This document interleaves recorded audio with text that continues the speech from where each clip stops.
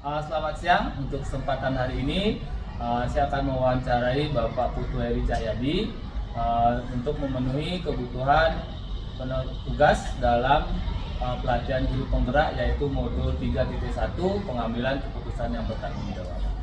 Selamat siang Pak Putu. Selamat siang Pak Gede. Terima kasih banyak atas waktunya sudah menyempatkan untuk sesi wawancara dalam pemenuhan modul 3.1 keputusan yang bertanggung jawab program guru penggerak. Yang pertama yang akan saya tanyakan di sini adalah yang pertama, bagaimana Bapak dalam mengidentifikasi kasus-kasus yang Bapak temukan di sekolah yang merupakan dilema etika atau rujukan moral. Ya, terkait dengan kasus dilema etika dan rujukan moral gitu ya Pak. Ya. Jadi untuk mengidentifikasi kasus-kasus tersebut, saya perlu memperhatikan apakah terdapat benturan nilai-nilai moral ataupun prinsip-prinsip etika yang berlaku. Jadi biasanya dilema etika itu muncul ketika ada dua pilihan yang mengandung nilai-nilai kebaikan atau kepentingan, atau sama-sama penting atau sama-sama benar gitu. Jadi di sini kita perlu mempertimbangkan dampak dari keputusan kita dalam mengatasi kasus-kasus tersebut. Terima kasih Pak Putu. Berarti karena ini Pak Putu mengidentifikasi kasus berdasarkan nilai moral dan prinsip dan etika yang ada, dan juga nilai-nilai kebaikan. Selanjutnya yang kedua di sini adalah bagaimana Bapak menjalankan pengambilan keputusan di sekolah ini, terutama dalam kasus-kasus di mana ada dua kepentingan yang sama-sama benar atau sama-sama mengandung nilai kebaikan. Ya. Nah ini tentunya cukup sulit ya Pak ya. Nah, jadi yang pertama saya selalu memulai dengan menganalisa sesuatu atau situasi secara objektif. Nah, kemudian perlu juga mendengarkan atau melihat dari semua sudut pandang yang terlibat. Ya, ini berarti yang Pak Putu ambil ini bahwa yang keputusannya adalah menganalisa dulu situasi yang objektif dan juga merujuk pada prinsip-prinsip yang tadi. Nah, selanjutnya Pak Putu, yang langkah-langkah atau prosedur yang Bapak lakukan selama ini dalam menangani kasus itu seperti apa ini Pak?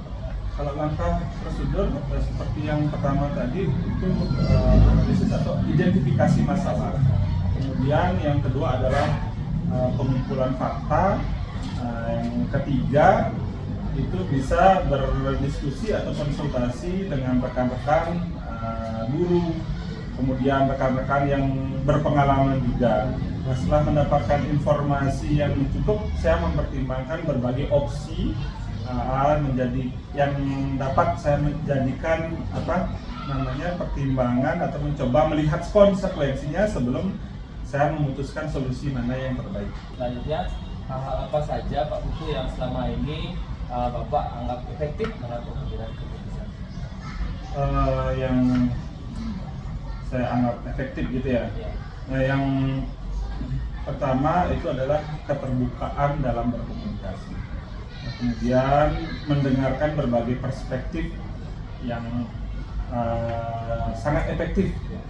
Kemudian juga menggunakan pedoman etika yang sudah ada dan melibatkan diskusi secara kolektif untuk membantu mengambil keputusan. Selanjutnya Pak, di sini hal-hal apa saja yang selama ini merupakan tantangan Bapak dalam pengambilan keputusan pada kasus dilema etika ini? Yang paling mendasar ya, yang menjadi tantangan itu adalah keputusan yang adil, ya, yang tidak merugikan salah satu pihak manapun. Adil, sangat benar sekali Pak, di mana keputusan harus kita ambil seadil-adilnya. Selanjutnya di sini, apakah Bapak memiliki sebuah tata kelola atau jadwal tertentu dalam sebuah penyelesaian kasus dilema etika, ataukah Bapak langsung menyelesaikan di tempat atau memiliki sebuah jadwal untuk menyelesaikannya, dan bentuk atau prosedur seperti apa yang Bapak jalankan? Ya, setiap kasus saya upayakan untuk dapat sesegera mungkin untuk diselesaikan. Namun ketika ada satu hal mungkin yang tidak bisa diselesaikan secara langsung, tentunya saya meminta waktu kepada ya rekan guru misalkan untuk kita dapat berdiskusi bersama-sama. Yang di sini Bapak, adakah seseorang atau faktor-faktor apa yang selama ini mempermudah atau membantu Bapak dalam pengambilan keputusan dalam kasus-kasus di DKI? Ya tentunya rekan-rekan di sekolah. Ya, rekan-rekan di sekolah. Karena kita selalu berkolaborasi dalam segala hal, termasuk permasalahan yang mananya nanti juga kita bisa menjadi pelajaran bersama. Nah yang terakhir Pak Putu, dari semua hal yang telah disampaikan, pembelajaran apa yang Bapak petik dari pengalaman Bapak di sini dalam mengambil keputusan di DKI? Ya, yang tentunya dalam setiap pengambilan keputusan kita menempatkan keadilan dan rasa empati gitu yang menjadi pelajaran yang berharga untuk saya dalam mengambil setiap keputusan. Terima kasih Bapak atas jawabannya dari kasus-kasus yang sudah Bapak selesaikan. Semoga saya nanti bisa menerapkan hal seperti ini dalam dalam kegiatan atau dalam hal kasus-kasus nanti yang saya temukan pada saat proses pembelajaran. Om Swastiastu, selamat pagi. Perkenalkan, saya Gede Madu Sucipta, CGP Angkatan 11 Kabupaten Badung.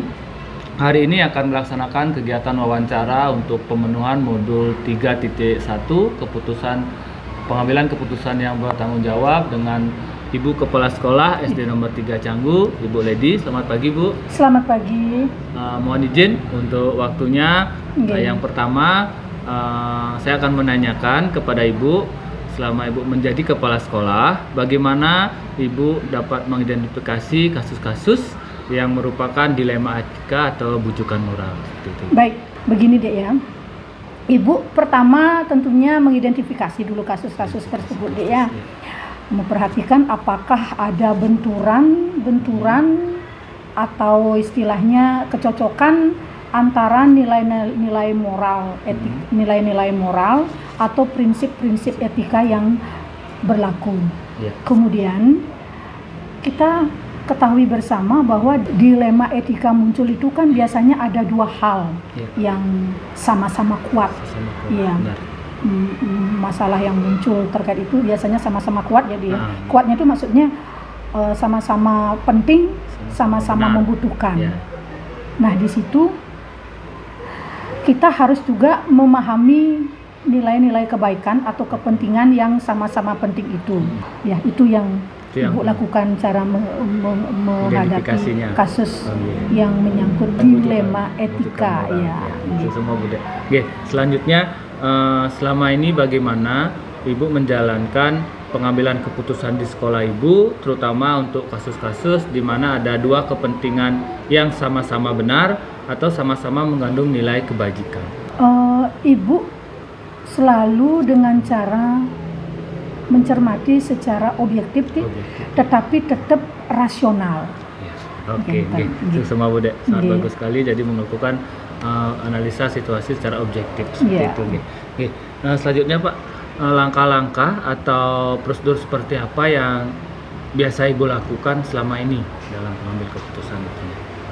Langkah-langkahnya yang pertama tentunya tadi seperti Ibu bilang, mengidentifikasi permasalahan, kemudian pastinya Ibu mencari fakta. Pengumpulan fakta. Iya, mencari fakta, kemudian kumpulkan dari saksi-saksi yang bisa dipertanggungjawabkan penjelasannya, terutama benar sekali Bu. Jadi melakukan identifikasi masalah seperti itu. Iya, faktanya itu harus kita pegang.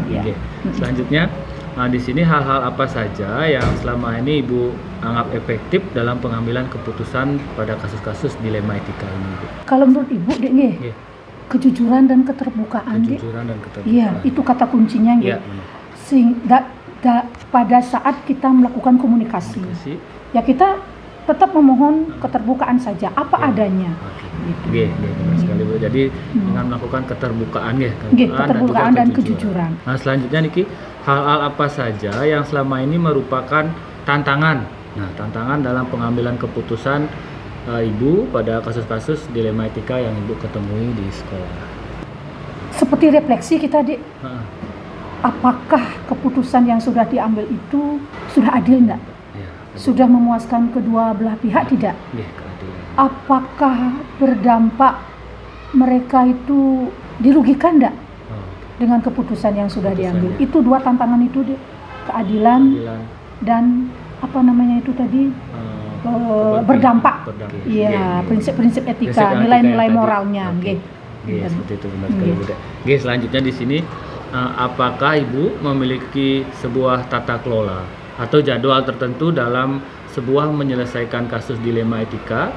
Apakah Ibu langsung menyelesaikan di tempat atau memiliki sejumlah jadwal untuk menyelesaikannya? Atau misalkan Ibu mempunyai bentuk atau prosedur seperti apa yang Ibu jalankan pada saat Ibu menemukan kasus-kasus yang berkaitan dengan dilema etika itu? Iya. Seperti itu. Nah, kalau semisalnya itu urgen ya, itu urgen segera kita selesaikan. Tapi tetap Ibu setelah mencermati, setelah dapat penjelasan sudut pandangnya dia seperti apa, Ibu tetap minta pendapat. Tapi kalau semisalnya masih bisa ditunda, ya lebih banyak kita dapat informasi-informasi menggali, kenten ya. Jadi kita jadwalkan, kenten nggih pertemuannya. Sesuai dengan kasus yang di. Iya benar, iya.